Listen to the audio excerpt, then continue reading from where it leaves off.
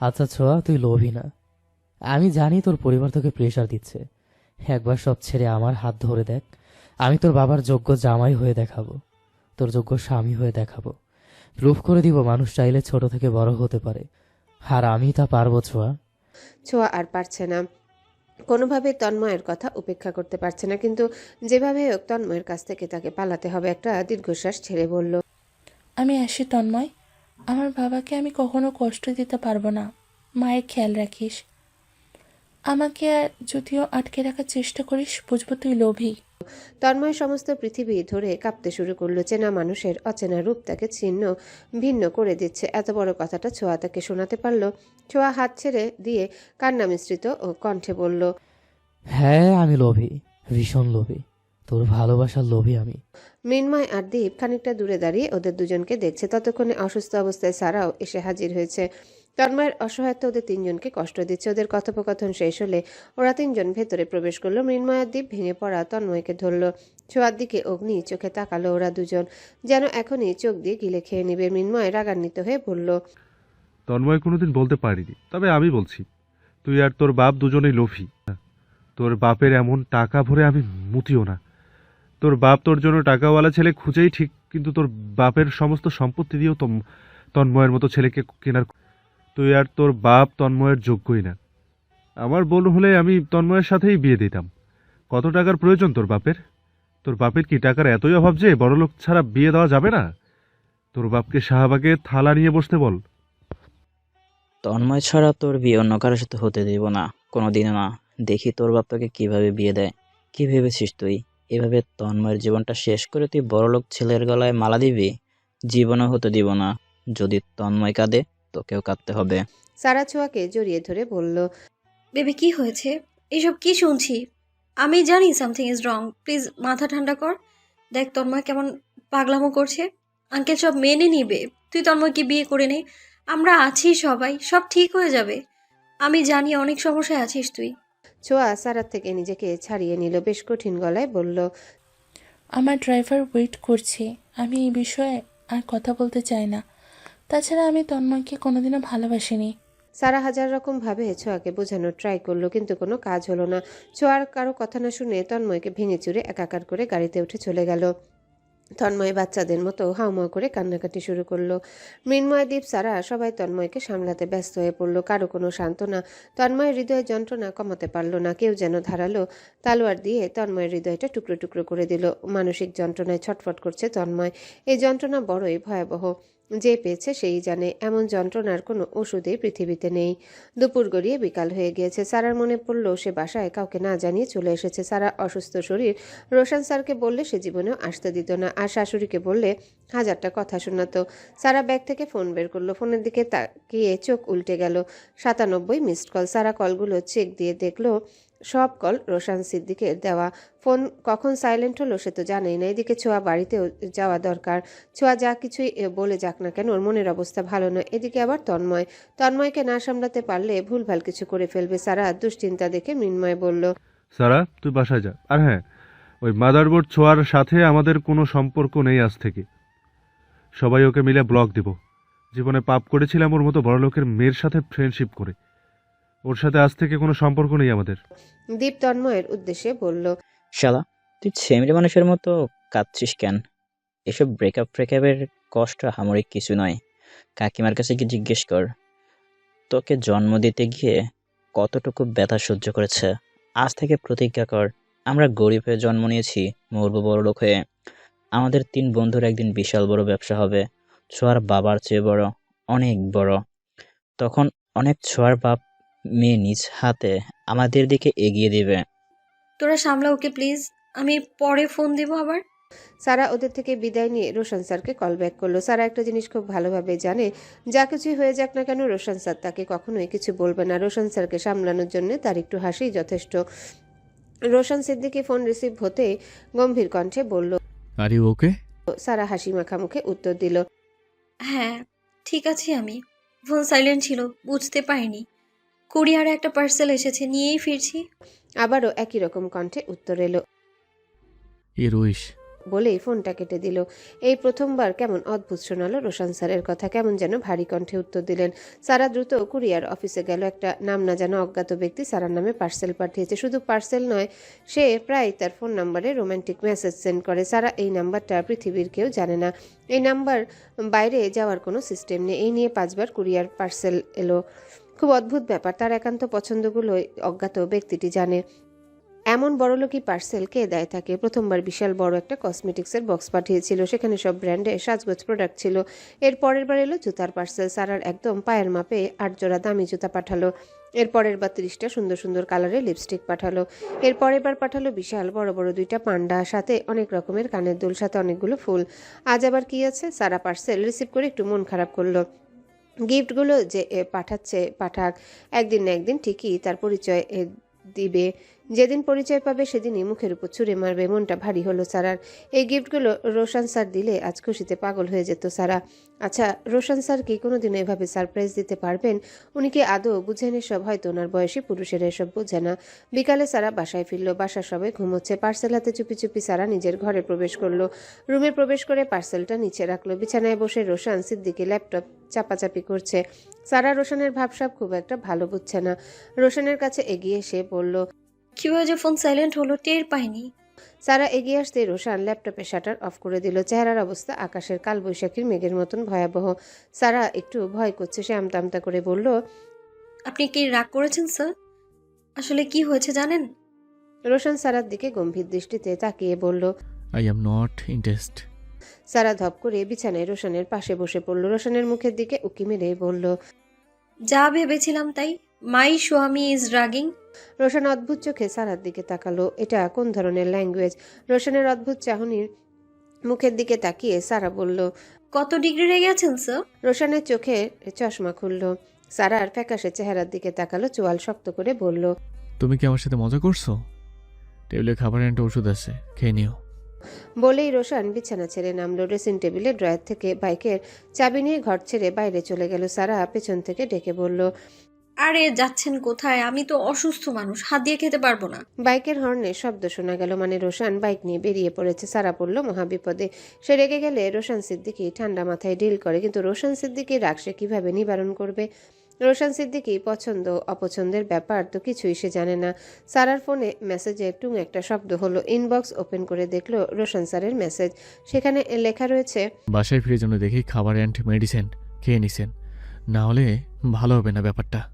সারা ওয়াশরুমে গিয়ে ফ্রেশ হয়ে নিয়ে খাবার আর ওষুধ খেয়ে নিল। ক্রমাগত রোশান স্যারের ফোনে ট্রাই করেই যাচ্ছে, কিন্তু কিছুতেই কাজ হচ্ছে না। ফোন তুলছে না রোশান স্যার। সারা পুরা রুম জুড়ে পাইচারি করতে করতে ইউটিউবে সার্চ দিল কিভাবে স্বামীর মন ভালো করতে হয়। অতি দ্রুত ফোন চাপার ফলে মন ভালোটুকু আর লেখা আসেনি। সাথে সাথে সারার বাক্যটুকুর মানেই বদলে গেল।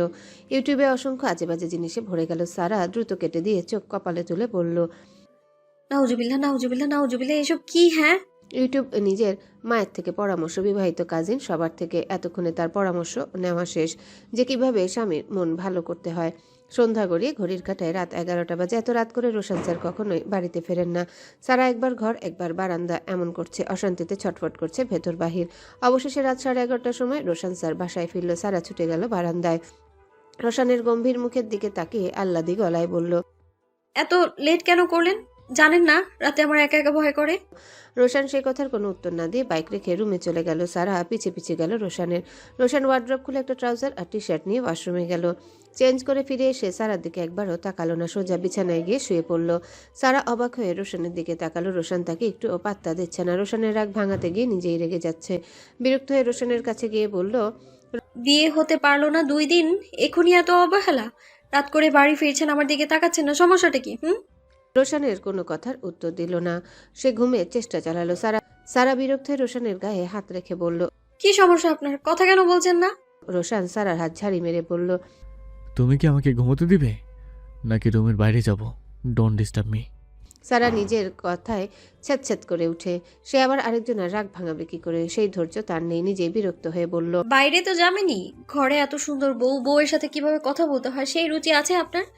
যদি ঠিক বয়সে বিয়ে করতেন তাহলে আজ এই কচি তরুণী সুন্দরী বউ রেখে ঘরের বাইরে যাওয়ার কথাই ভাবতেন না। সব এনার্জি তো আপনার শেষ। কিন্তু আমার তো উঠতি বয়স কেবলই শুরু হলো।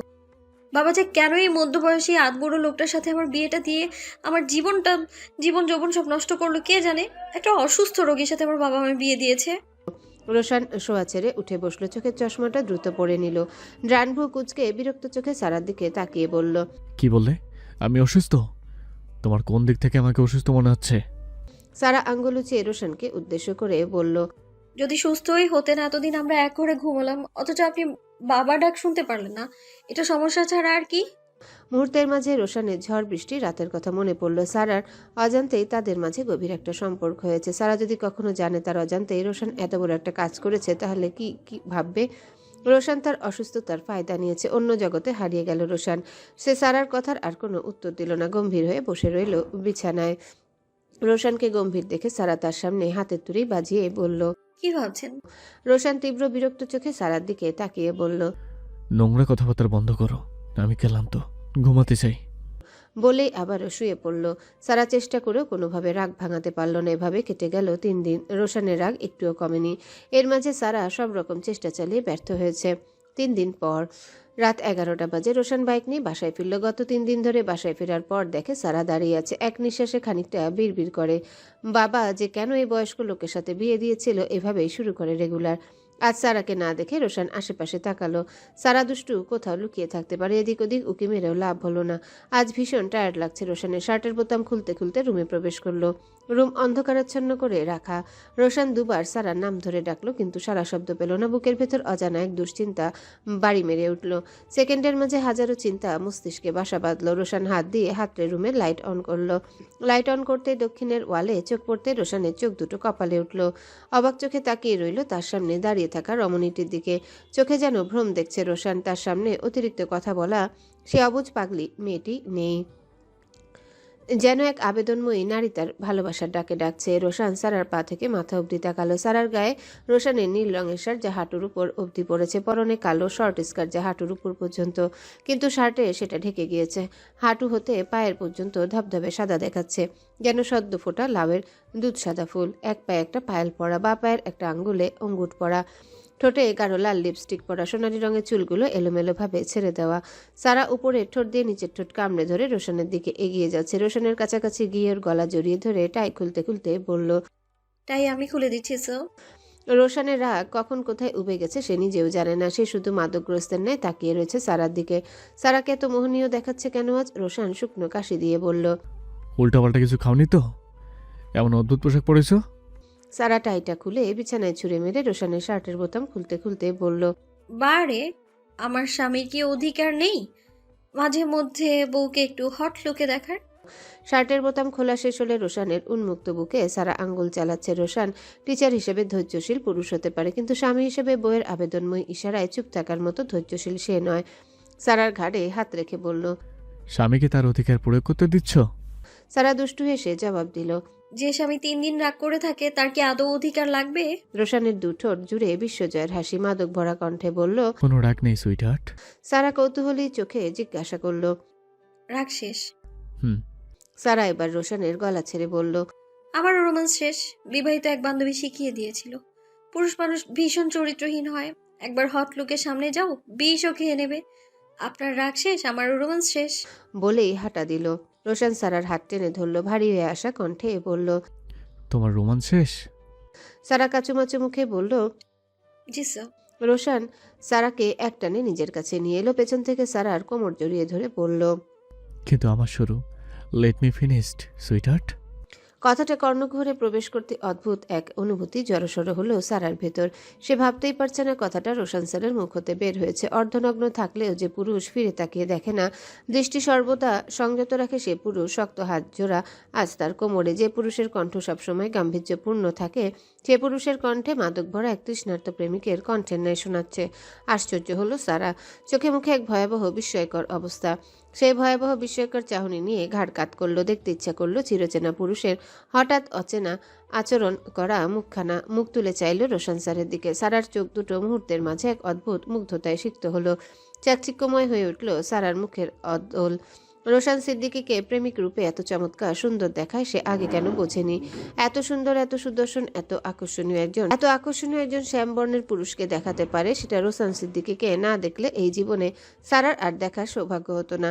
এত সুন্দর পুরুষ তার জীবনে আসতে পারে এটাও কি ভেবেছিল? সারা কোথায় যেন হারিয়ে গেল। মোহনীয় দৃষ্টি মেলল, হাত দিয়ে খোঁচা খোঁচা দাড়ির গাল স্পর্শ করে কম্পিত কণ্ঠে উচ্চারণ করলো, শ্যাম সুন্দর পুরুষ। রোশান সিদ্দিকীর কান দুটো খাড়া হলো। আরও একবার শুনতে উদ্যত হলো সেই ডাকখানা। কেন উদ্যত হবে না? সারা হলো সেই মেয়ে যে একবার তাকালে তার হৃৎপিণ্ড থমকে যায়, থেমে যায় হৃদস্পন্দনের চলাচল, নার্ভাস হয়ে যায় নিঃশ্বাসের গতিবেগ। হঠাৎ রোশান সিদ্দিকীর নাকে দূর হতে এক মিষ্টি মধুর খুশবুর ঘ্রাণ ভেসে আসছে, যে খুশবু সে ছাড়া আর কেউ অনুভব করতে পারছে না। আনন্দে ভেতরটা অস্থির হয়ে ছটফট করছে। মনের আকাশে রঙিন পাখিরা যেন ডানা ঝাপটে উঠছে, ঝর্ণার পানি আপন গতিতে ছুটছে, মহাসমুদ্র যেন তুফান উঠেছে। রোশান সিদ্দিকী সারার গালের সাথে নিজের গাল ঘষে দিল, কণ্ঠ খাদে এনে বলল, কি বললে Mrs Siddiqui? Please say once again. সারার চোখে লজ্জা ওষ্ঠে মৃদু হাসি দ্বিতীয়বার উচ্চারণ করলো। শ্যাম সুন্দর পুরুষ। এই পৃথিবীর সবচেয়ে সুন্দর সুদর্শন পুরুষের নাম রওশন সিদ্দিকী, আমার স্বামী। রোশন সিদ্দিকী আরেকবার সারা দুই গালে তার গাল ঘষে দিল। সারা এক ঝটকা খানিকটা দূরে সরে গেল, নিজের গালে হাত রেখে বলল, আপনি আর গাল ঘষবেন না, আপনার দাড়িতে ব্যথা লাগে আমার। রোশন গায়ে শার্ট খুলে ছুঁড়ে মারল খাটের উপর। সুঠাম দেহখানা নিয়ে এগিয়ে গেল সারার দিকে। উন্মুক্ত শরীর নিয়ে আরেকবার সারাকে পেছন থেকে জড়িয়ে ধরে কণ্ঠ খাদে নামিয়ে বলল, you look more attractive and sexy now. রোশনের কণ্ঠস্বরের এমন আকর্ষণীয়তায় লজ্জায় সারার গাল লাল হয়ে এলো। কিছুক্ষণ আগের মুহূর্ত কল্পনা করে লজ্জায় সে মরে যাচ্ছে। সে কি পাগল হয়ে গিয়েছে? রোশন স্যারের রাগ ভাঙাতে কি সব নির্লজ্জের মতো আচরণ করছে, নির্লজ্জের মতো পোশাক পরেছে। ইস্কি লজ্জাজনক ব্যাপার। এখন সে রোশন স্যারকে মুখ দেখাবে কিভাবে রক্ষা করবে নিজেকে রোশন স্যারের থেকে? লজ্জায় মরি একটা অবস্থা। সারার কোমরে রোশনের 2 হাতের 10 আঙ্গুলের দুষ্টুমি চলছে। জীবনে প্রথমবার কোমরে কোনো পুরুষালী হাতের স্পর্শ। সুরসুরিতে একদণ্ড স্থির থাকতে পারছে না সারা। শিহরণে বয়ে যাচ্ছে সমস্ত শরীরে শিরা উপশিরায়। সে কোমর থেকে রোশনের হাত সরানোর মিথ্যা চেষ্টা চালিয়ে যাচ্ছে। সে চাইলেও হাত সরাতে পারবে না জানে, কারণ রোশন সিদ্দিকী আজ ছাড়ার জন্য ধরেনি। তার ভেতরে ঘুমিয়ে থাকা পুরুষ সিংহকে সারা জাগিয়ে তুলেছে। এখন তাকেই ভোগ করতে হবে সিংহের ন্যায় পুরুষের থাবা। রোশনের হাত জোড়া কোমর থেকে সারার পেটে গিয়ে স্থির হলো। ঘাড় থেকে চুলগুলো সরিয়ে ঠোঁট জোড়া বসিয়ে দিল ঘাড়ে রোশনের ঠোঁটের স্পর্শ পেতেই সারার ভেতরের আত্মাসহ সমস্ত শরীর কেঁপে উঠল থরথর করে। সে প্রাণপণ চেষ্টা চালাচ্ছে রোশনের থেকে নিজেকে মুক্ত করা। সারা নাড়াচাড়া দেখে রোশন সারার ঘাড়ে ঠোঁট রেখে নেশাক্ত কণ্ঠে ফিসফিস করে বলল, your moves are driving me crazy sweetheart. লজ্জায় সারা 2 হাত দিয়ে মুখ ঢাকলো। এখনই মরে যেতে ইচ্ছা করছে লজ্জায়। কিভাবে পালাবে সে? পালানোর কি আর কোনো উপায় আছে? রোশন সিদ্দিকী ক্রমশ ঠোঁট জোড়া দ্রুত চালাতে শুরু করলো। আস্তে আস্তে দুর্বল হয়ে পড়ল সারা। লজ্জারা কখন যেন ভালো লাগায় রূপ নিল, উন্মাদের মতো হয়ে গেল ভেতরকার অনুভূতিরা। সারা কম্পিত গলায় বলল, দরজা খোলা আছে, কেউ চলে আসবে। রোশনের কণ্ঠ জুড়ে আজ মাদকতা। মাদক সেবন কণ্ঠে সে উত্তরে জানালো। কেউ আসবে না। রোশনের মনোযোগ নষ্ট করতে সারা আবারও বলল, আপনার সো কল্ড কাজিন জিনাত আসবে কিন্তু। রোশনের অনুভূতির দফারফা করতেই একটা নামই যথেষ্ট ছিল। সে আচমকা সারার গলায় কামড় বসিয়ে দিয়ে বলল, ডিস্টার্বিং নামে এমন মুহূর্তে কি না বললেই হয় না? ফিনিশিংয়ের দফা করে দিল, বাট আমি সেটা হতে দিব না। আজ তোমাকে ছাড়ছি না আমি। সারা ঠোঁটে হাত দিয়ে বলল, মেরে ফেলতে চান নাকি? বাচ্চাদের মতো কি করছেন? রোশন সিদ্দিকী সারাকে পাজা কোলে তুলে নিল। সারার লাজুক চোখের দিকে তাকিয়ে বলল, your voice drive me crazy sweetheart. Sara লজ্জায় মুখ লুকালো রোশনের উন্মুক্ত বুকে। রোশন সারাকে কোলে তুলে ঘরের দরজা বন্ধ করে দিল। হাত দিয়ে হাতরে সুইচ অফ করলো। অন্ধকার রুম ছেয়ে গেল নিস্তব্ধতায়। শুধু শোনা যাচ্ছে দুজন মানবীর উষ্ণ নিঃশ্বাসের শব্দ। রোশন সারাকে নিয়ে বিছানায় ছাড়লো। সারার শার্টের বোতামগুলো একটা একটা করে খুলে ফেললো। অন্ধকার রুমে কোথায় গিয়ে পড়লো শার্ট কে জানে। মিলিত হলো দুজোড়া ওষ্ঠ, আঙ্গুলের ভাঁজে চলে গেল আঙ্গুল। ভালোবাসার অনুভূতিরা ভেতর থেকে জাগ্রত হলো। নতুন সুরে নতুন যাত্রায় দুজন মানবী হৃদয় আর শরীর উভয়ের কাছাকাছি চলে এলো। ঘুমন্ত অনুভূতিরা জাগ্রত হলো। শুরু হলো গভীর প্রেমের সূচনা। পরের দিন খুব ভোরে ঘুম ভাঙল সারা। নর্মালি এত ভোরে তার ঘুম ভাঙে না কখনো। ঘুম ভেঙেছে তবুও চোখ বন্ধ করে ঘুমানোর চেষ্টা করছে পুনরায়। কিন্তু ঘুম আর প্রেম কোনোটাই কি জোর করে হয়? এই দুইটা জিনিস কখনো জোরপূর্বক হয় না। সারাও চেষ্টা করে পারল না আর ঘুমোতে। তবে চোখ জোড়া বন্ধ করে রেখেছে, মস্তিষ্ক সজাগ। চোখ বন্ধ অবস্থায় ভারী কিছু একটা অনুভব করছে তার শরীরে। কেউ একজন যে তার উপর ভর করে আছে সেটা বুঝতে বেশিক্ষণ লাগলো না। সেই কেউ একজন যে কে সেটা বুঝতেও সময় লাগলো না। মুহূর্তের মাঝে লজ্জায় লাল হয়ে গেল সারার মুখখানা। মনে পড়ল গত রাতে সমস্ত ঘটনা। ইস্কি লজ্জা! এত বড় লজ্জায় লুকাবে কোথায় সারা? কিভাবে এই মানুষটার সাথে দ্বিতীয়বার কথা বলবে সে? সাথে সাথে লজ্জায় 2 হাত দিয়ে মুখ ঢাকলো। কোনোভাবে এই মুখ আর সে দেখাতে পারবে না। এত বেশি লজ্জা লাগছে, মনে হচ্ছে আকাশ ভেদ করে উপরে উঠে যেতে পারলেই বেঁচে যেত। এখনই লজ্জায় মনে হচ্ছে মরে যাবে। সে তখনই অনুভব করলো পেটের উপর উষ্ণ নিঃশ্বাস পড়ছে। সারা তখনই চোখ খুলল। চোখ খুলে আবিষ্কার করলো একটা সাদা চাদরে ঢেকে রয়েছে সে আর রোশন স্যার। রোশন স্যার তার পেটের উপর মুখ গুজে ঘুমোচ্ছেন। নাক আর ঠোঁটের স্পর্শ লেগেছে পেটে। লজ্জায় সারা কোনো কথাই বলতে পারছে না। সেকেন্ডে সেকেন্ডে ফোঁস করে ওঠা মেয়েটার লজ্জা একেবারে ভেঙে চুরে গিয়েছে। খানিকটা সময় অতিবাহিত হলো, কিন্তু রোশন স্যারের ঘুম ভাঙল না। সারা খুব সাবধানে রোশন স্যারের মাথা সরিয়ে খাট থেকে নামার চেষ্টা করলো। সাথে সাথে রোশন স্যার সারার পেট কোমর সহ জড়িয়ে ধরে চাদর টান মেরে ফেলে দিল। চোখ বন্ধ অবস্থায় ঘুম ঘুম কণ্ঠে বলল, কোথায় যাচ্ছ? ঘুম ঘুম কণ্ঠ যেন মাদকের ন্যায় শোনালো, যেন একজন নেশাগ্রস্ত মানুষ। সারা লজ্জারাঙা চোখে রোশন স্যারের দিকে তাকিয়ে দেখলো রোশন স্যারের পরনের প্যান্ট কোমরের একদম নিচে। মেয়েধীন পেট আর শারীরিক ফিটনেস যেন বহুগুণে ফুটে উঠেছে আজ। সারা আগে পরে তাকে এভাবে খালি গায়ে অর্ধনগ্ন অবস্থায় দেখেনি, আজই প্রথম। সারা আজ আবিষ্কার করলো খালি গায়ে তার শারীরিক সৌন্দর্য বহুগুণ প্রকাশ পায়। সারা লাজুক মুখে অন্যদিকে তাকিয়ে বলে, উঠতে হবে। রোশন স্যার আবারও ঘুম ঘুম কণ্ঠে জবাব দিলেন। কোথাও যেতে হবে না। সারা রোশনের হাত থেকে মুক্তি পাওয়ার জন্য বলল, বই পড়তে বসবো।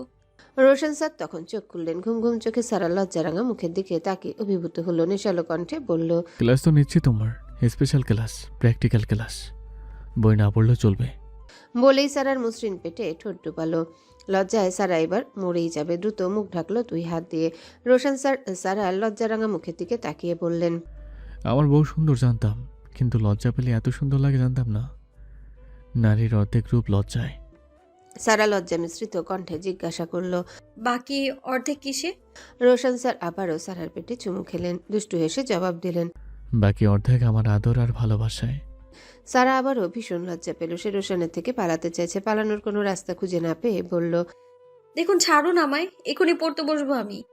রোশন স্যার সারার কপালে গালে ওষ্ঠে এক নাগারে কতগুলো চুমু অঙ্কন করে বলল, I was teaching you, you will not find a better teacher than me, Mrs Siddiqui.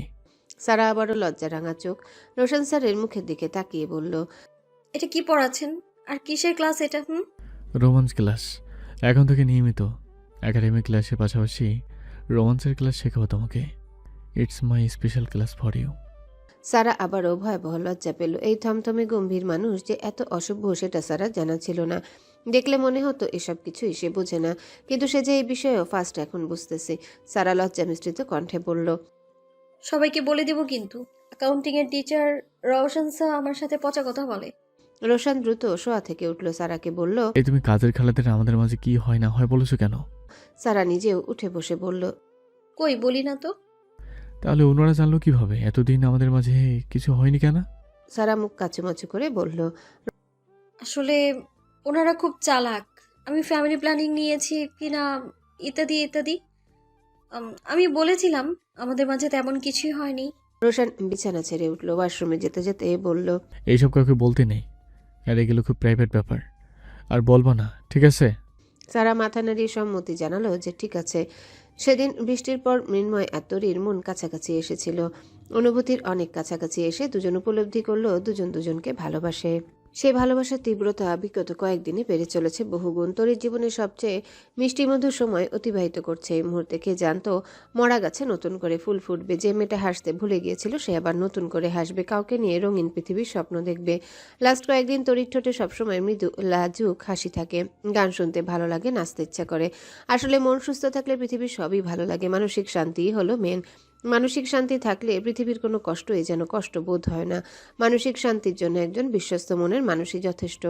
গত 2 দিন ধরে মৃন্ময়কে ব্যস্ত দেখাচ্ছে। তরির সাথে কথা হলেও সে ভীষণ ব্যস্ত। বাসায় মৃন্ময়ের সাথে মৃন্ময়ের 2জন বন্ধু এসেছে। ওদের মাঝে একজনের মন ভীষণ খারাপ, কেন তা তরি জানে না। সে ছোট মানুষ, এসব বিষয়ে জিজ্ঞাসা করা উচিত নয় বলে কারো কাছে কিছু জিজ্ঞাসাও করেনি। এখন সকাল 7টা বাজে। তরি খুব দ্রুত সকালের নাস্তা বানিয়ে ডাইনিংয়ে রেখে বারবার উকি দিচ্ছে মৃন্ময়ের দিকে। কেন যে মৃন্ময়কে খুব দেখতে ইচ্ছা করছে। তখনই দিশা নাইট ড্রেস পরে বেরিয়ে এলো ঘর থেকে। দিশাকে কেমন যেন উন্মাদের মতো লাগছে আজ। বিগত কয়েকদিন এসে বুঝে গিয়েছে তরি আর মৃন্ময়ের মাঝে কিছু একটা ঘটে গিয়েছে।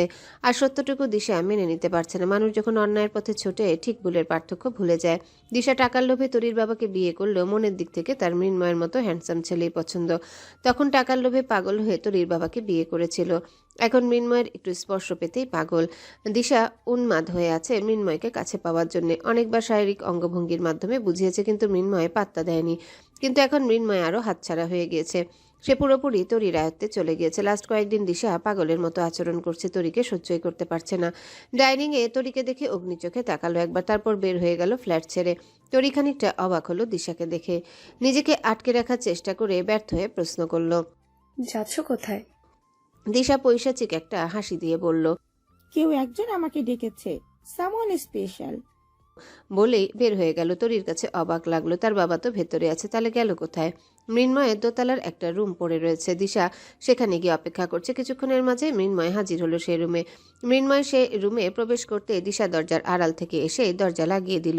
অতি ব্যস্ত হয়ে দরজা লাগানোর জন্য ছিটকিনিতে জোরে একটা শব্দ হলো। ছিটকিনির শব্দে কেঁপে উঠল মৃন্ময়। সে দিশাকে দেখে চমকে গিয়ে বিরক্ত হয়ে প্রশ্ন করল। কি আশ্চর্য, আপনি এখানে আর এ ধরনের পোশাকে? দিশা কামুক দৃষ্টিতে মৃন্ময়ের দিকে তাকালো। আচমকা গিয়ে মৃন্ময়কে জড়িয়ে ধরে বলল, তুমি কেন বোঝো না তোমাকে কত ভালোবাসি আমি? কেন বোঝো না তোমাকে চাই আমি? প্লিজ আমাকে ভালোবাসো। এই নরকময় জীবন থেকে বাঁচাও আমাকে। আমি ভালোবাসার মানে আগে বুঝিনি, তোমাকে দেখার পর থেকে বুঝেছি। টাকার চেয়ে মনের মানুষের মূল্য অনেক বেশি। আমাকে বাঁচাও মৃন্ময়, এখান থেকে পালিয়ে নিয়ে চলো। মৃন্ময় দিশাকে খুব জোরে ধাক্কা মেরে নিজের থেকে দূরে সরালো। অগ্নিচোখে দিশার দিকে তাকিয়ে একদলা থুতু দিশার মুখে মেরে বলল, এই তো দেখতেছি যশোরের পতিতা পল্লী থেকে উঠে এসেছিস। তোর পোশাকের কি ওই অবস্থা? হ্যাঁ, এইভাবে এখানে এসেছিস কেন? এখানে তো তরির আসার কথা ছিল, কিন্তু তুই কেন? বুঝছি, তুই তরির সেজে টেক্সট দিয়েছিস আমাকে। এই কয়টা লাগে তোর? পইরা দিয়ে হচ্ছে না যে মেয়ের টাকার লোভ, সে কোন দিন টাকা ছাড়া ভালোবাসার মূল্য বোঝে না। দিশা মৃন্ময়ের দিকে তাকিয়ে বলল, তুমি কি পুরুষ নাকি কোনো সমস্যা আছে? আমার মতো সুন্দরী মেয়ে এমন পোশাকে দাঁড়িয়ে তোমাকে কাছে ডাকছে আর তুমি উপেক্ষা করছো? মৃন্ময় আবারও কয়েকটা গালি দিয়ে বলল, এসব রাস্তার মেয়ে উলঙ্গ হয়ে শুয়ে থাকলেও মৃন্ময়ের কিচ্ছু যায় আসবে না। মৃন্ময়ের ফিলিংস এতটাও নড়বড়ে নয়, কেউ শুয়ে পড়লেই সেও শুয়ে পড়বে। আমার মুডের রুচি আছে। দিশা রাগান্বিত হয়ে জিজ্ঞাসা করল, রুচির প্রসঙ্গ যখন আনলে তাহলে বলো, আমাকে রেখে তরিকে কেন? তুমি তরিকে পছন্দ করতে পারো আর আমাকে নয়? তরির চেয়ে 1000 গুণ সুন্দরী আমি, 1000 গুণ স্মার্ট আমি। এমন কি আছে যা তরির মাঝে আছে আর আমার মাঝে নেই? তরিকে স্পর্শ করতে আমার খারাপ লাগে না, যত খারাপ লাগা আমার বেলায়। মৃন্ময় চোয়াল শক্ত করে দিশার গালে 4 থেকে 5টা থাপ্পড় মেরে বলল, কি বললি তুই? আমি তরিকে স্পর্শ করি? তুই যে নোংরা ইঙ্গিতে তরির ক্ষেত্রে বললি, এমন কিছু আর কোনোদিন বললে তোর জিভ আমি ছিঁড়ে ফেলবো। তরিকে আমি স্পর্শ করতে গেলে আমার সমস্ত শরীরে কম্পন সৃষ্টি হয়, যেন ভূমিকম্পন হয় আমার মনে। যদিও সেই স্পর্শ ভালোবাসার।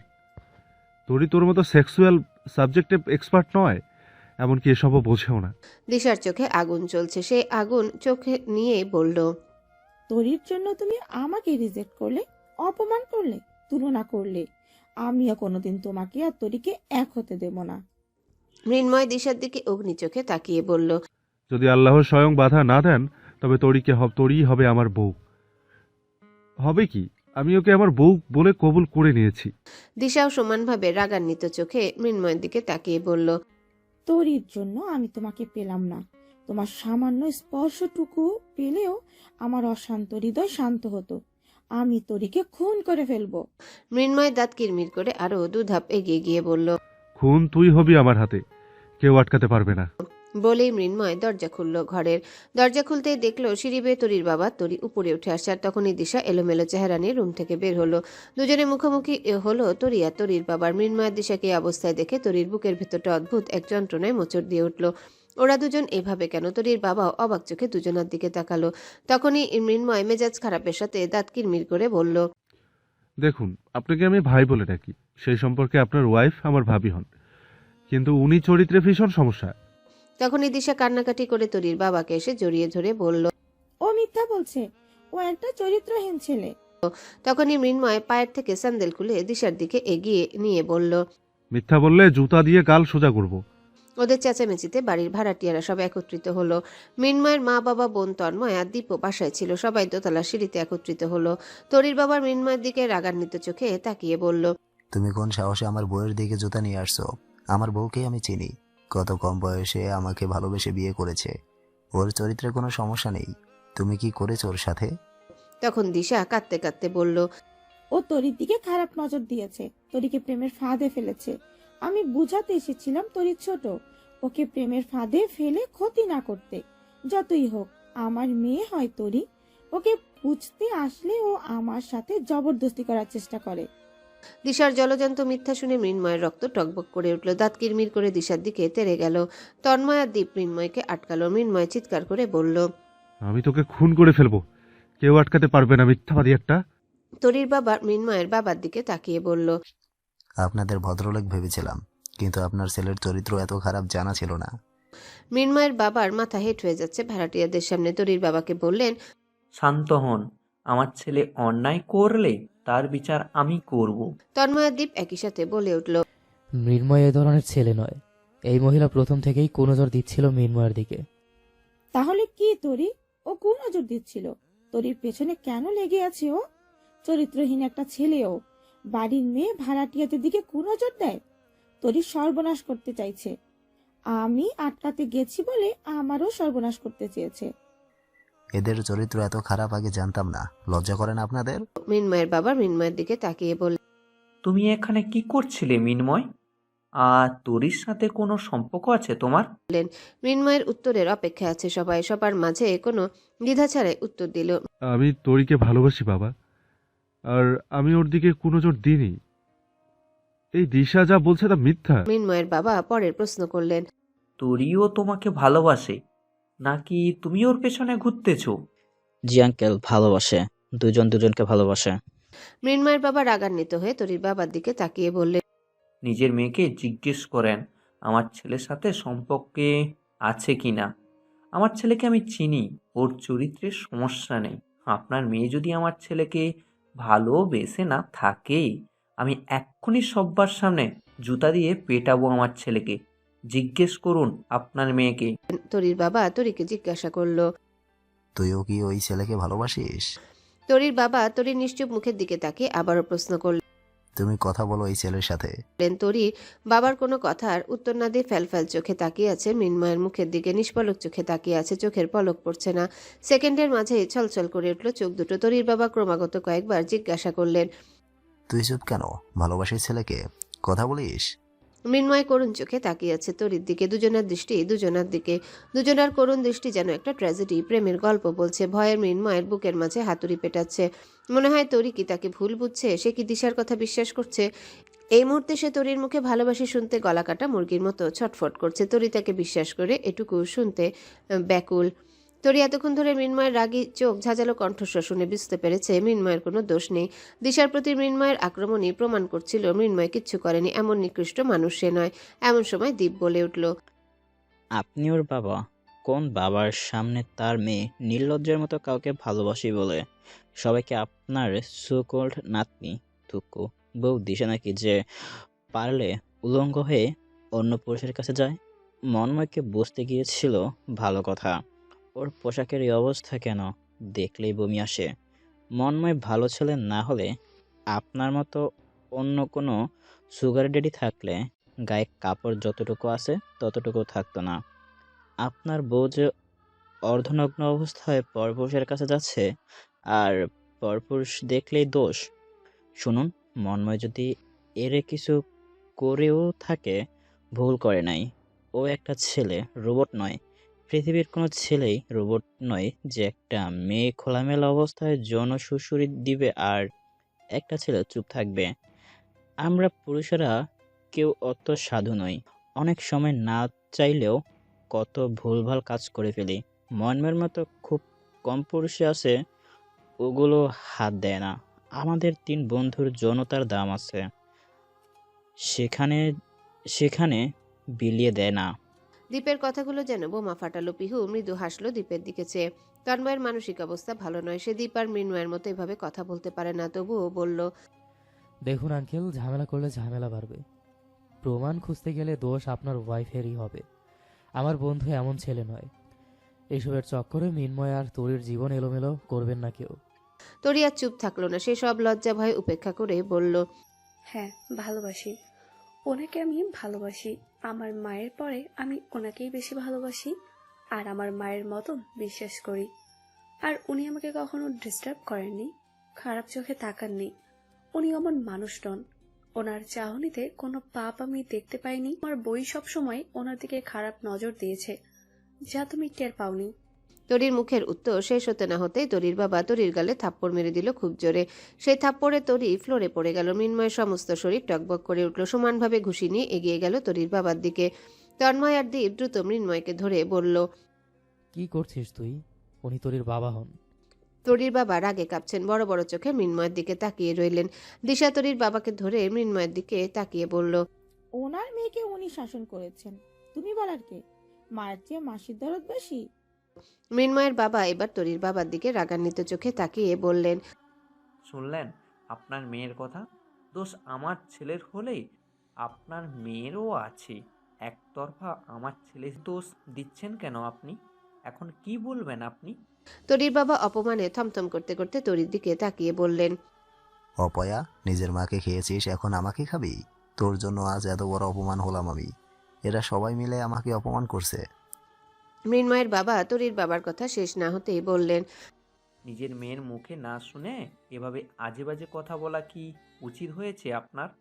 তরির বাবার চোখ দুটো যেন ছুটে যাচ্ছে। সে মৃন্ময়ের বাবার দিকে তাকিয়ে বললেন, ও ছোট, বোঝার বয়স হয়নি।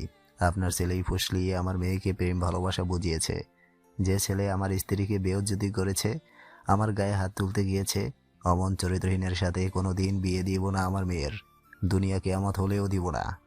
মৃন্ময়ের বাবা চোয়াল শক্ত করে বললেন, কে চেয়েছে আপনার মেয়ে? আপনার যে পরিবেশ, আগে যদি জানতাম হাঁটুর বয়সী এক মেয়ে আপনার বউ, ভাড়াই দিতাম না। আজই নামুন আমার বাসা ছেড়ে। তরির বাবা বিস্ফোরিত কণ্ঠে বললেন, লজ্জা শরম থাকলে আপনার ছেলে যেন আমার মেয়ের পিছে আর না ঘুরে। আপনার যদি কোনো মান সম্মান থেকে থাকে, আপনার ছেলেকে এখানেই থামিয়ে দিবেন। আর যদি না পারেন থামাতে, চুল কালি বাবা ছেলে সবার মুখেই লাগাবো। মৃন্ময়ের বাবা কঠিন গলায় বললেন, আমার ছেলে কোনোদিন আপনার মেয়েদিকে আর তাকাবে না, কোনো দিনও না। আমি বেঁচে থাকতে ওই মেয়েকে আমার ছেলের বউ করব না। তরির বাবাও শক্ত গলায় বললেন, দিশাধরি, দুজনের কাপড় গোছাও, আজই এই বাসা ছাড়বো।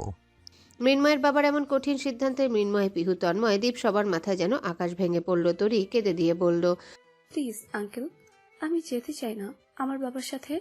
আমার নামেই উনি বাবা। আমাকে নিয়ে মেরে ফেলবেন উনি। আমাকে বাঁচান আঙ্কেল। মৃন্ময় ছুটে গিয়ে বাবার হাত জড়িয়ে ধরে বলল, বাবা, আমি ওকে বিয়ে করতে চাই। প্লিজ ওকে যেতে দিও না। তুমি তো আমার কোনো চাওয়া অপূর্ণ রাখোনি। প্লিজ বাবা, এই একটা চাওয়া, শেষ একটা চাওয়া বাবা। বাবা প্লিজ, তুমি তরিকে ভাইয়ার বউ করে রেখে দাও। তরি খুব ভালো একটা মেয়ে। দীপ আর মৃন্ময় দুজনায় মৃন্ময়ের বাবাকে অনুরোধ করে বলল, আঙ্কেল প্লিজ, আপনি তরিকে যেতে দিবেন না। ওরা দুজন দুজনকে ভালোবাসে। মৃন্ময়ের বাবার মন গড়ল না। সে আগের সিদ্ধান্তে স্থির থেকে বললেন, অমর নর্দমার পরিবেশে আমার ছেলেকে আমি বিয়ে দেব না। ছেলে যদি বাড়াবাড়ি করে আমি গাড়ির নিচে মাথা দিব। অনেক কথা কাটাকাটি চলতে চলতে আধা ঘন্টা হয়ে গেল। তরির বাবা একটা গাড়ি কল করেছিলেন, একটা প্রাইভেট কার, একটা মিনি ট্রাক চলে এসেছে।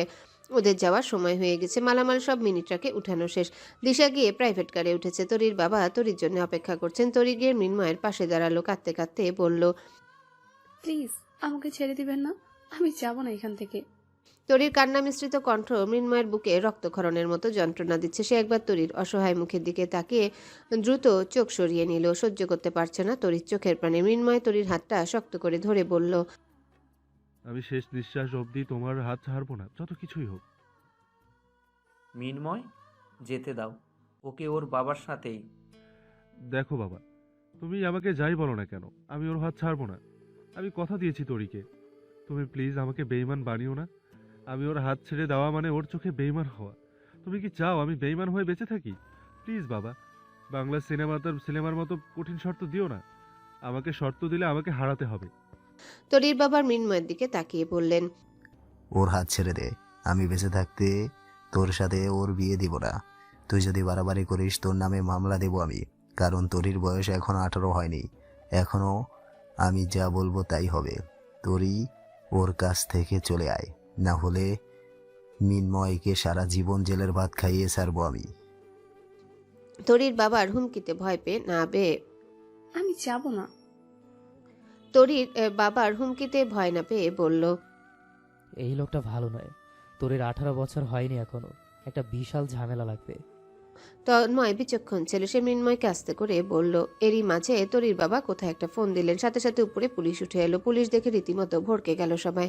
কারোরই বুঝতে বাকি নেই তরির বাবা আগেই পুলিশ এনে রেখেছিলেন। পুলিশ উপরে আসতেই তরির বাবা বললেন, স্যার দেখুন, আমার মেয়ের হাত ধরে রেখেছে। মেয়ের বয়স 18 হয়নি। মেয়েকে তার ভালো মন্দ বোঝার উপযুক্ত হয়েছে। এই ছেলে আমার মেয়ের মাথা খারাপ করে তুলেছে। আমি আমার মেয়েকে নিয়ে চলে যেতে চাই। প্লিজ আমার মেয়েকে উদ্ধার করে দিন। দারোগা মৃন্ময়ের দিকে থাপ্পড় এগিয়ে নিয়ে বলল, ছাড়, হাত ছাড়। বাড়িতে ভাড়াটিয়া আসলে তাদের সাথে অসভ্যতা তাই না? চল থানায় চল, কিছুদিন থাকলে ভালো হয়ে যাবি। বলে মৃন্ময়ের হাত ধরে ফেলল পুলিশ। তরির বাবা তরির হাত ধরে টেনে তার দিকে নিলেন। তরি তখন জোরে কেঁদে দিল। স্যার, আপনি যা ভাবছেন তা নয়। ওই লোকটা আপনাকে মিথ্যা বলেছে। আমার ছেলের সম্পর্কে মিথ্যা অভিযোগ দিয়েছে। ওরা দুইজন দুইজনকে পছন্দ করে। দারোগা তখন ধমকে বললেন, আমরা ছেলে এই মেয়ের হাত ধরে রেখেছিল কেন? আমরা নিজেরাই এসে দেখেছি। ছেলেটাকে আটকাননি কেন? স্যার, আমরা সাবধানের চেষ্টা করছিলাম। ওরা দুজনেই ছোট, আমরা বুঝছিলাম। থানায় নিয়ে বোঝাবো, আপনিও আসুন থানায়। স্যার, প্রেম ভালোবাসা বয়স দেখে আসে না। তোরে নিজেই মৃন্ময়ের সাথে থাকতে চাইছে। ওনার অভিযোগ কিন্তু সত্য নয়। এক পক্ষের কথা শুনে বিচার করা উচিত নয়। ভালোবাসে ভালো কথা, বয়স 18 হোক, আমরা বিয়ে দিয়ে দেব। আপাতত থানায় যেতেই হবে। মেয়ের বাবার অভিযোগ, আমাদের কিছুই করার নেই। আইন মেনে কাজ করতে হবে। বলে মৃন্ময়কে টানতে টানতে নিয়ে গাড়িতে উঠালো। তরির বাবাও তরিকে নিয়ে গাড়িতে উঠালেন। মুহূর্তের মাঝে যেন তছনছ হয়ে গেল তরির সব স্বপ্ন, ভেঙে গেল সব আশা। সে গাড়ির কাজ ভেদ করে তাকিয়ে আছে মৃন্ময়ের দিকে, চোখ ভরা পানি। মৃন্ময় পুলিশের গাড়ি থেকে তরির দিকে তাকিয়ে আছে, দুজনার চোখ ভর্তি পানি। মৃন্ময় গাড়ি থেকে বারবার বলছে, প্লিজ কেঁদো না, আমি আছি তোমার সাথে। তখনই দুটো গাড়ি স্টার্ট হলো। দুজনারই যাত্রা ভিন্ন। তরি ভয়াবহ কান্নায় ভেঙে পড়ল।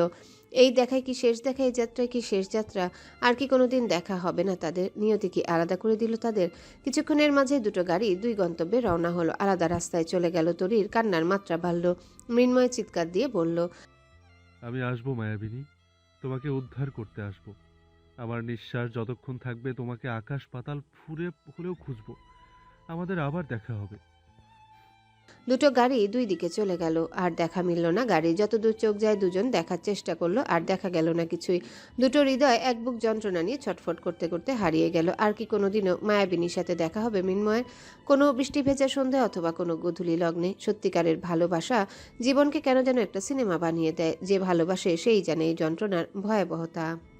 কেটে গিয়েছে 15 দিন। ঘটে গিয়েছে কত শত ঘটনা। হাজারো মন খারাপের গল্প জমে গিয়েছে। হাজারো বিচ্ছেদের যন্ত্রণায় ছটফট করছে প্রেমিক হৃদয়কুল।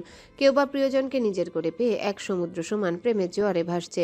রোশন স্যার MM কলেজের পাশে একটা 3 তলা বিশিষ্ট বাসা ভাড়া নিয়েছেন। বাসার দোতলায় পূর্ব পাশের ফ্ল্যাটটা উনি নিয়েছেন, আর পশ্চিম পাশের ফ্ল্যাটে অন্য একটা ফ্যামিলি নিয়েছে।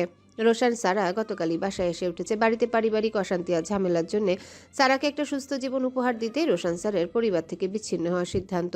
দুদিন ধরে বাসার জিনিসপত্র গোছগাছ করে আজ একটু ফ্রেশ হয়েছে দুজন।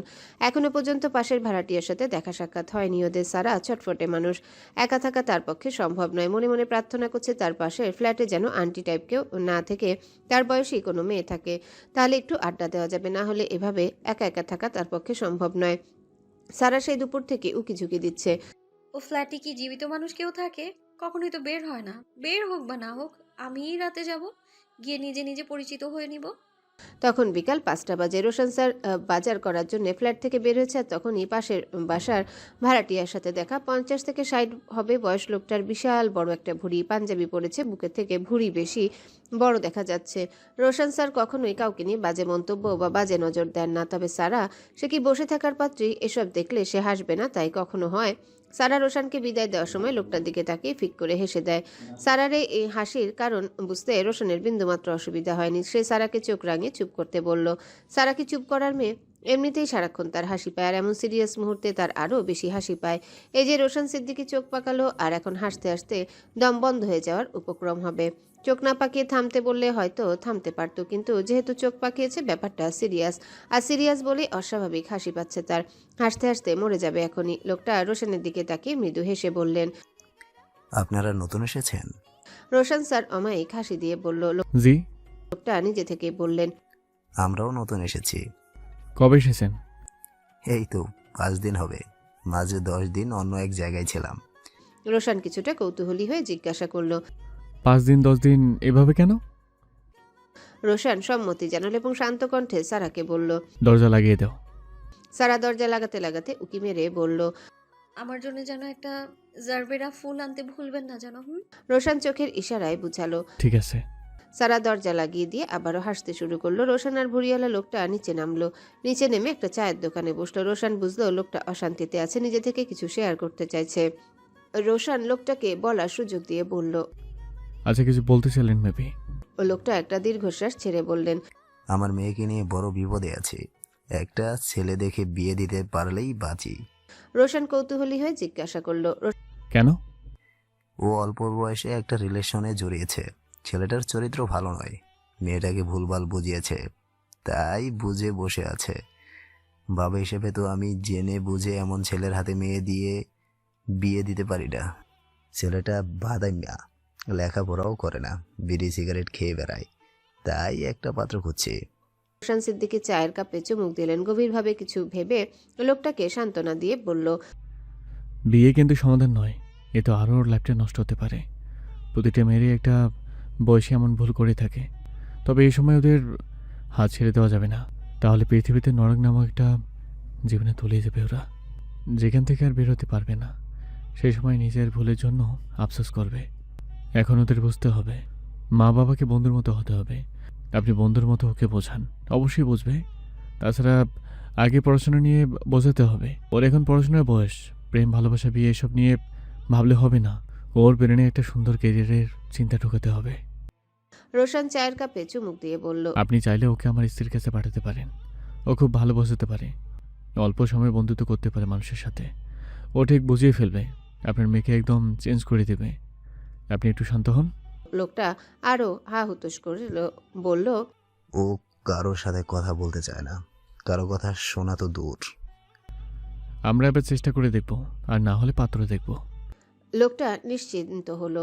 সন্ধ্যা 7টা বাজে। সারা সোফায় বসে হিন্দি গান দেখছে, পাশাপাশি ছোঁয়ার নাম্বারে ট্রাই করেই যাচ্ছে। সেদিন তন্ময়ের সাথে কথা বলে যাওয়ার পরে আজ 20টা দিন ছোঁয়ার নাম্বার অফ। যশোরের বাসায় তালা ঝুলছে। কোথায় হারিয়ে গেল ছোঁয়া? তবে জানা গিয়েছে যে ঢাকায় ওদের যে বাড়ি আছে সেখানেই গিয়েছে। সারার মনটা ভীষণ খারাপ। ওর কোনো বন্ধুই আজ ভালো নেই, শুধু একাই ভালো আছে। এমন ভালো থাকা সে চায়নি। সে চেয়েছিল বন্ধুদের নিয়ে একসাথে ভালো থাকার কথা। কোথায় হারিয়ে গেল তরি? কোথায় আজ ছোঁয়া? তন্ময় আজ আধা পাগল হয়েছে। সেদিন মৃন্ময়কে টাকা পয়সা দিয়ে ওর বাবা থানা থেকে ছাড়িয়ে নিয়ে আসেন। সেই মুহূর্ত থেকে শহরের অলিগলি কোথাও বাদ রাখেনি তরিকে খুঁজতে। তাছাড়া মৃন্ময় এমন একটা আধা পাগল ছেলে যার ভালোবাসার ব্যাপারে লজ্জা শরম কিছুই নেই। সে কয়েকদিন মাইকিং করিয়েছে, শহরের অলিগলিতে মাইকিং করিয়েছে তরিকে নিয়ে। কত লোকজন যে হাসাহাসি করেছে তার হিসাব নেই। এমন সময় কলিং বেলের শব্দ হয়। সারা রিমোট রেখে দরজার কাছে যায়। দরজা না খুলে জিজ্ঞাসা করে। কে আপনি? দরজার ওপাশ থেকে উত্তর আসে। MM কলেজের অ্যাকাউন্টিংয়ের লেকচারার। ভেতরে আসতে পারি ম্যাম?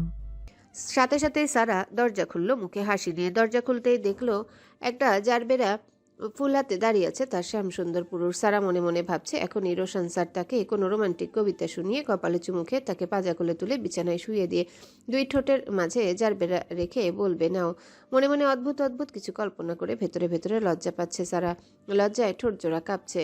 সারা তার ধ্যানে আছে, অথচ রোশন স্যার তার সব কল্পনায় সব চিন্তায় পানি ঢেলে দিয়ে কোনো কথাবার্তা না বলে ফুল হাতে নিয়ে হড়হড় করে সোফায় গিয়ে বসলো। সামনে রাখা সেন্টার টেবিলের উপর ফুলটা রেখে সারাকে বলল। এক গ্লাস পানি হবে? রাগে সারার সমস্ত শরীর জ্বলে পুড়ে যাচ্ছে। ফুলটা তাকে না দিয়ে ধপ্পাস করে গিয়ে সোফায় বসে পড়ার কি দরকার? একটা মানুষ এত আনরোমান্টিক কিভাবে হয়? সারাদিন যে ওনার ইনবক্সে দুনিয়া রোমান্টিক সেন্ড করে, ওগুলো কি উনি দেখে না? দেখেও কি কিছু শেখেন না? কি অদ্ভুত মানুষ এই বুইরা মন মানসিকতার মানুষের সাথে ঘর সংসার তার জীবনেও হবে না। মুহূর্তের মাঝে সারার মুড অফ হয়ে গেল। ভেতরে ভেতরে থমথম করছে রাগে। এক গ্লাস পানি ঢেলে এনে সেন্টার টেবিলের উপর ধপাস করে রাখলো। পানি রাখার স্টাইল দেখে রোশানের সন্দেহ হলো। সে চোখ উল্টে সারার দিকে তাকালো। চোখ মুখ যে থমথম করছে রাগে সেটা বুঝাই যাচ্ছে। রোশান কোনো প্রশ্ন না করে পানির গ্লাসটা নিয়ে ঢকঢক করে পানি খেয়ে নিল। সারার মুডের এই অবস্থা কেন ইচ্ছা করে জিজ্ঞাসা করছে না, ভাবসাব বোঝার চেষ্টা করছে অভিজ্ঞতার সাথে। রোশান পকেট থেকে মানিব্যাগটা বের করে সারার দিকে এগিয়ে দিয়ে বলল। এটা তুলে রাখো। সারা থমথমে মুখে জবাব দিল। আপনার মানিব্যাগ আমি রেখে কি করব? আপনারটা আপনিই রাখুন না। রোশান মানিব্যাগটা সারার দিকে এগিয়ে রেখে পরবর্তী উত্তর দিল। ঘরের বউ হলো লক্ষ্মী, বাসায় ফিরে বউয়ের কাছে মানিব্যাগ দিব, আবার অফিস যাওয়ার সময় তার হাত থেকে নিয়ে নেব। ব্যাপারটা সুন্দর না? সারা মুখ বাঁকিয়ে বলল। আপনার এসব মূল্যবান সম্পত্তি আমাকে দেবেন কেন? কবে হারিয়ে যাবে তার ঠিক নেই তো। রোশান উঠে দাঁড়ালো। সারার হাতের মধ্যে মানিব্যাগ গুজে দিয়ে বলল। একটা মানুষের সবচেয়ে মূল্যবান সম্পদ হলো তার জীবন, তার মন। সেটা তো তোমাকে দিয়ে দিছে। নিজের জীবনের চেয়েও কি মূল্যবান জিনিস আর কিছু আছে মিসেস সিদ্দিকী? সারা ফোঁস করে উঠে বলল। অমূল্য সম্পদ রাখুন আপনার কাছে। আপনার একটা আনরোমান্টিক বুইরা লোকের সাথে আমি বলেই সংসার করছি। সারাদিন কোরিয়ান ড্রামার রোমান্টিক সিনগুলো আপনার ইনবক্সে পাঠিয়ে দেখেন না ওইগুলো? হ্যাঁ, এই যে একটা জারবেরা ফুল এনেছেন, এনে সেন্টার টেবিলে ফেলে রেখেছেন অযত্নে। কেন? ওটা আমার চুলে গুজে দিয়ে একটা চুমু দিয়ে আই লাভ ইউ বলে কি খুব বেশি অসুবিধা হতো? রোশান ভ্রু কুচকে সারার দিকে তাকিয়ে আছে। সারা নিঃশ্বাস ছাড়ছে না। এক নাগারে রাগান্বিতভাবে কথা বলেই যাচ্ছে। রোশান আকস্মিকভাবে উঠে দাঁড়ালো। দাঁড়িয়ে সারা চুলের খোপায় জারবেরা ফুলটা গুজে দিল। সারা কেবলই বলতে যাবে যে এখন দিতে হবে না, তখনই রোশান সারার মুখ বন্ধ করে দিতে জোরপূর্বক সারার ঠোঁটের সাথে নিজের ঠোঁট মিলিত করলো। এভাবে পুরো 5 মিনিট কেটে যাওয়ার পর সারা ধাক্কা মেরে রোশানকে সরিয়ে দিয়ে বলল। বাবা গো, আর একটু হলে দম বেরিয়ে যেত আমার। রোশান গম্ভীর চোখে সারার দিকে তাকিয়ে বলল। আর আনরোমান্টিক বললে? সারা মাথার ফুলটা খুলে রোশানের দিকে ছুঁড়ে মেরে বলল। অসভ্য জঘন্য ধরনের পুরুষ মানুষ যাকে বলে। সমস্যা আছে আপনার ভেতর, চারিত্রিক সমস্যা। রোশান শার্টের বোতাম খুলতে খুলতে বলল। বুঝলাম না মিসেস সিদ্দিকী, আমি ভদ্র থাকলে বলেন আমার ভেতরে সমস্যা আছে, আবার একটু রোমাঞ্চ মনোযোগী হলেও বলেন সমস্যা আছে। তাহলে আমি কি করলে আপনি খুশি হবেন? মাথু, এরকম বিশ্রীভাবে কেউ চুমু খায়? মনে হলো হাসে শামুক খাচ্ছে। রোশান মৃদু হেসে বলল। See you midnight. বলেই ওয়াশরুমে প্রবেশ করলো। আজ একটা রাত কানার সাথে বিয়ে হলেও ভালো হতো, কথায় কথায় বলতে পারতো না সি ইউ মিডনাইট। কিছুক্ষণের মাঝে সারার ফোনে ফোন আসে। সারা ফোন রিসিভ করতেই বলে। ম্যাম, আপনার একটি পার্সেল আছে, প্লিজ নিতে আসুন। আমি আপনার বাসার সামনে দাঁড়িয়ে আছি। সারা ভীষণ অবাক হলো। এবার সে জানে যে তাকে বরাবর গিফট দেয়, এবারও সে গিফট দিয়েছে। কিন্তু এতদিনের গিফটগুলো স্বাভাবিক ছিল, এবার কিভাবে দিল? লোকেশন তো জানার কথা নয়, জাস্ট 2 দিন এখানে আসা হয়েছে, এই ঠিকানা কেউ জানে না। সারার কৌতূহল এবার দ্বিগুণ বেড়ে গেল। সে অতি আগ্রহে হয়ে নিচে নামলো। চিপচিপে গরনের একটা লম্বা ছেলে দাঁড়িয়ে আছে। সারা নিজের পরিচয় দিতে ছেলেটি একটা জারবেরা ফুলের ডালা সারার হাতে তুলে দিল। সারা রিকোয়েস্ট করে বলল। প্লিজ বলবেন ভাইয়া এটা কে পাঠিয়েছে? কেউ একজন গদখালি গিয়ে স্পেশাল অর্ডার দিয়ে এসেছিলেন একটু আগে, সেটাই দিতে এসেছে। সারা মনে বারবার কেন যেন রোশান স্যারের নামটাই ভেসে উঠছে। কোথায় যেন রোশান স্যারের সংযোগ আছে। আজই তো সারা রোশান স্যারকে জারবেরা ফুলের কথা বলেছিল, আর আজই ফুল এলো। ফুলের ডালায় রাখা একটা চিরকুট। সারা নিচে দাঁড়িয়ে চিরকুটটা খুললো। চিরকুটে লেখা রয়েছে। আজ গদখালি গিয়েছিলাম শুধুমাত্র তোমার জন্য, শুধুমাত্র তাজা তাজা জাবরা আনতে। তোমার জাবরা পছন্দ, আমি কি যেমন তেমন নিস্তেজ ফুল আনতে পারি? জাবরা আনতে গিয়ে ভীষণ অবাক হলাম জানো। এত এত হাজার হাজার ফুলের মাঝে তোমার চেয়ে সুন্দর ফুল দেখলাম না। তোমার চেয়ে অসুন্দর জাবরাকেই নিয়ে এলাম তোমার জন্য। আর শোনো, কানে কানে বলতে চাই, ভালোবাসি তোমায়। এত সুন্দর চিরকুটের মালিক কে? উনি? সত্যি এটা উনি নন তো? এতগুলো দিন কি উনিই লুকোচুরি খেলছিলেন? উনি হলে সারা শহর জুড়ে নেচে বেড়াবো আমি, গেয়ে বেড়াবো আমি, সবাইকে জানিয়ে দেবো আমি পাগল ওনার জন্য। সারা নিচ থেকে উপরে তাকালো। ফোন হাতে বেলকনিতে দাঁড়িয়ে আছে রোশান স্যার, যেন শ্যামবরণ একজন পুরুষ দাঁড়িয়ে আছেন। সারা জারবেরা ফুলের ডালা হাতে মোহগ্রস্ত চোখে মুখে ধীর পায়ে উপরে উঠছে। পা দুটো যেন ভারী হয়ে আসছে তার। মাত্র কয়েকটা সিঁড়ি, তাও রাস্তা ফুরাচ্ছে না। বুকের মাঝে দুরু দুরু শব্দ হচ্ছে। মন পাড়ায় যেন এক অদ্ভুত কম্পন শুরু হয়েছে। বিয়ের পর অসংখ্যবার অজ্ঞাত কেউ তার ঠিকানায় চিঠি পাঠিয়েছে, উপহার পাঠিয়েছে, ফোনে আননোন নাম্বার থেকে মেসেজ এসেছে। বারবার এসবের মালিক হিসাবে আরিয়ানের নামটাই তার মনে ভেসে উঠেছে। কিভাবে ভেসে উঠবে? বিয়ের দিন অনিচ্ছাকৃত রওশন সিদ্দিকীকে বিয়ে করতে হয়েছে। এমনকি রওশন সিদ্দিকী নিজেও জানতো না কার সাথে তার বিয়ে হচ্ছে। বিয়েটা নিয়ে সে নিজেই বরং বিরক্ত ছিল। বিয়ের দিন তার বাবা ফোনের সিম চেঞ্জ করে দেন। সেই নতুন সিমেই রেগুলার ভালোবাসাময় মেসেজ আসতে শুরু করে। রওশন স্যার তো বিয়ের পরের দিনই আমায় ভালোবাসেননি, তাহলে উনি সেই মানুষটা কিভাবে হবেন? কিন্তু আজকের এই ফুল পাঠানো তো রওশন স্যারকে ইঙ্গিত করছে। বাই এনি চান্স কোনোভাবে উনি আমায় প্রথম দিন থেকে ভালোবাসতেন না তো? সারার মাথায় কিছুই ঢুকছে না। তবে কেন যেন সব প্রশ্নের উত্তর রওশন স্যারের কাছেই আছে। আমার তো কোনোদিনও জারবেরা ফুল পছন্দই ছিল না। আজ এমনি মনে হলো জারবেরা ফুলের কথা।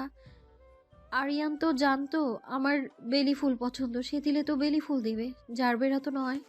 সারা এক পা দুপা করে ঘরে প্রবেশ করলো, হন্যে হয়ে ব্যালকনিতে গেল। রোশান সিদ্দিকী ব্যালকনিতে কাপড় মেলে দেওয়ার জন্য দড়ি বাঁধছিল। জারবেরা ফুলের ডালা হাতে সারা দাঁড়িয়ে আছে রোশান সিদ্দিকীর মুখোমুখি। কি অদ্ভুত সুন্দর তাকে দেখাচ্ছে। রোশান সিদ্দিকী সারার চোখের অনন্ত মায়ায় ডুবলো। হাতের দড়ি ফেলে দিয়ে গভীর চোখে সারার দিকে চেয়ে রইল। ইন্ট্রোভার্ট মানুষটা নিজেকে আজ কন্ট্রোল করতে পারছে না, বরং চিৎকার দিয়ে সারাকে জড়িয়ে ধরে সারা শহরকে জানাতে ইচ্ছা করছে। এই অসম্ভব মায়াবী মেয়েটাকে আমি একটু বেশি ভালোবাসি, যার চোখের অনন্ত মায়ায় ডুবে আছি। হৃদয় আঙ্গিনায় তোমাকে খুঁজে না পেলে নিখোঁজের বিজ্ঞপ্তি ছড়িয়ে দিব তোমার শহরে। সারা আচমকা রোশানের গেঞ্জির কলার টেনে তার দিকে টেনে নিল। রোশান স্যারকে সম্পূর্ণ আন্দাজে আর মনের সন্দেহে রোশানকে সন্দেহ করে বলল, কেন এত লুকোচুরি করেন আমার সাথে শ্যামসুন্দর পুরুষ? কেন করেন? রোশান বাইরে তাকিয়ে বলল, পাশের বিল্ডিংয়ের মানুষ কিন্তু ভিডিও করে ফেসবুকে আপলোড করে ক্যাপশন দিয়ে দিবে, কার বউ এমন দজ্জাল। সারা মুহূর্তের মাঝে রাগান্বিত হয়ে বলল, মজা করার মুডে নেই আমি, আজ উত্তর লাগবে আমার। রোশান সারাকে কোলে তুলে নিয়ে বলল। সারা পা ছোড়াছুড়ি করে বলল, আপনি কিন্তু আমায় অপমান করছেন। আমি কি আপনাকে মেরেছি নাকি? আমি আজ ভীষণ সিরিয়াস, আমি আমার উত্তর চাই। রোশান সারাকে বিছানায় ফেলে বলল। কি জানতে চাও? সারা ফুলগুলো ইশারা করে বলল, এই ফুলগুলোর ব্যাপারে। ফুলগুলো আপনি ছাড়া কেউ পাঠায়নি জানি আমি।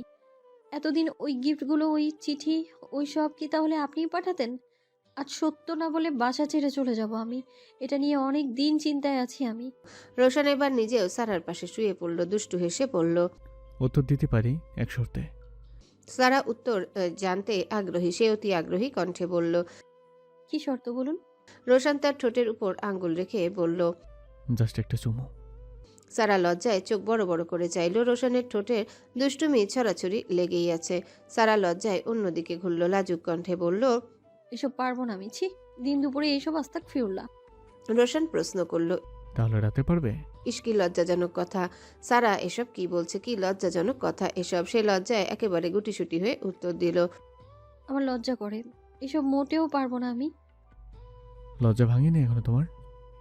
নির্লজ্জের মতো কি বিশ্রী প্রশ্ন। সারা লজ্জায় মুখ ঢাকলো হাত দিয়ে। রোশানকে বলল, আপনি কি আমার প্রশ্নের উত্তর দেবেন? শর্ত না মানলে দিব না। সারা বুঝে গিয়েছে লোকটা দিন দিন চরম অসভ্যতে পরিণত হচ্ছে। এখন চুমু একটা কেন 10টা দিয়ে হলেও সত্যটা জানতে হবে। সারা কোনো কথাবার্তা না বলে রোশানের দিকে ঘুরে রোশানের ঠোঁটে চুমু দিয়ে বলল, এবার বলুন। রোশান সারাকে নিজের বুকে টেনে নিল। সাথে সাথে সারা চুলে হাত বুলাতে বুলাতে বলল, কি জানতে এত বেকুল আমার ছোট্ট বউটা? এই ফুল, আগে আসা গিফট, চিঠি, ফোনে মেসেজের এসব আপনিই দিতেন তাই না? রোশান সারাকে শক্তভাবে জড়িয়ে ধরে বলল, কি ম্যাডাম, আমি। সারার বুকের উপর থেকে মস্ত বড় একটা পাথর সরে গেল। দুশ্চিন্তাগুলো আস্ত একটা সুখের পৃথিবীতে পরিণত হলো। আনন্দে এখন কেঁদে দিতে ইচ্ছা করছে। সারা নিজেকে সামলাতে পারল না, সে কেঁদেই দিল খুশিতে। রোশানের বুকে মাথা গুজে কান্না মিশ্রিত কণ্ঠে বলল, আপনি খুব মজা, ছাড়ুন আমায়। কেন এতদিন চিন্তা রেখেছেন আমায়? আগে বলে আমাদের ভালোবাসাটা আরো আগেই হয়ে যেত। আগে বললে তুমি কি এগুলো গ্রহণ করতে? ছুড়ে ফেলতে আমার মুখের ওপর, আরো কত কথা শোনাতে। তার ছাত্রীকে পাত্রী বানালে কথা শোনাবো না? আগে বলুন, আপনি কি প্রথম দিন থেকেই ভালোবাসতেন আমায়? মেসেজের চিঠিতে যে লিখতেন। রোশান সারার মাথায় হাত বুলাতে বুলাতে কপালে চুমু খেয়ে বলল, ওফ, আফসোস, আগে ভালোবাসতাম, না হলে কি এত ঝগড়া তুফান পেরিয়ে বিয়ে করতাম? সারার কৌতূহল বাড়ল। চট করে বলল, কাহিনী কি বলুন তো? সব বলবো, তার আগে তোমাকে কিছু শেয়ার করতে চাই। আসলে মানুষের মন খারাপের গল্প শুনলে আমার ভালো লাগে না, কেমন একটা ডিস্টার্ব লাগে নিজের। আমার পাশের ফ্ল্যাটে যিনি থাকেন ওনাকে নিয়ে। কেন, কি হয়েছে?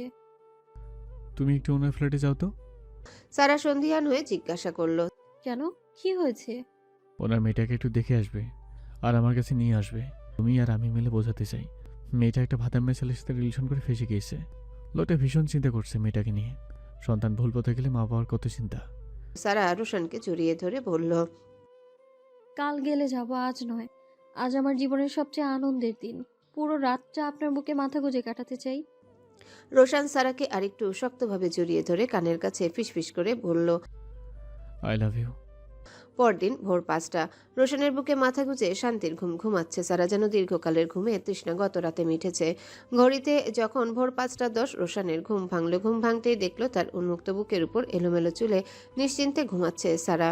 বাদামি রঙের সিল্কি চুলগুলো এলোমেলো হয়ে আছে। মাঝে মাঝে বোধ হয় এলোমেলো অবস্থায় মেয়েদের ভয়াবহ সুন্দর লাগে। তা না হলে রোশন সিদ্দিকী এই মুহূর্তে মুগ্ধ হবে কেন? কেনই বা চোখ ফেরাতে পারবে না নিজের বউয়ের থেকে? রোশন সারার মুখের উপর থেকে চুলগুলো সরিয়ে দিল। সাথে সাথে যেন সদ্য ফোটা একটা গোলাপ দেখতে পেল চোখের সামনে। ঘুম ঘুম চোখে গোলাপের গালে একটা চুমু বসিয়ে দিয়ে বিছানা ছাড়লো। ভোরে উঠে হাঁটাহাঁটি করা রোশন সিদ্দিকীর অভ্যাস। সে বিছানা ত্যাগ করে ওয়াশরুমে গেল। ওয়াশরুম সেরে কিচেনে প্রবেশ করলো। রাইস কুকারে চাল আর ডিম আলুর ভর্তা বসিয়ে দিল। ফ্রিজ থেকে মাছ মাংস বের করে ভিজিয়ে রেখে হাঁটতে বের হলো। সারার সকালে ওঠার অভ্যাস নেই। তাছাড়া গত রাতে অনেক লেট করে ঘুমিয়েছে, এখন ডাকলেও মাথা ধরবে ওর। তার চেয়েও শান্তিতে ঘুমাক। রোশন কোনো শব্দ না করে আস্তে ধীরে ঘর ছেড়ে বের হলো। যাওয়ার সময় একটা চিরকুটে লিখে রেখে গেল, শুভ সকাল মিসেস সারা সিদ্দিকী। আমাকে খুঁজে না পেয়ে চিন্তা করবেন না ম্যাডাম, মর্নিং ওয়াকে যাচ্ছি। রোশন সিদ্দিকী নিচে নামতেই গতকালকে সেই লোকটার সাথে দেখা, সাথে কম বয়সী একটা মেয়ে। মেয়েটার পরনে ট্রাউজার আর জার্সি। হাঁটতে বের হয়েছে, পোশাক দেখে বোঝা যাচ্ছে। রোশনের একবার চোখ পড়েছে মেয়েটার দিকে, দ্বিতীয়বার আর তাকায়নি। লোকটা রোশনকে দেখে নিজে থেকে কথা বলল। রোশনও ভদ্রতার সাথে কথা বলল। লোকটা বলল, হ্যালো বন্ধুরা, পরবর্তী পার্ট খুব তাড়াতাড়ি আসবে, তো সবাই অপেক্ষায় থাকো। আর চ্যানেলটি যারা এখনো সাবস্ক্রাইব করোনি তারা পরবর্তী পার্ট দেখার জন্য চ্যানেলটি সাবস্ক্রাইব করে রেখো। ধন্যবাদ সবাইকে, আমাদের সাথেই থেকো।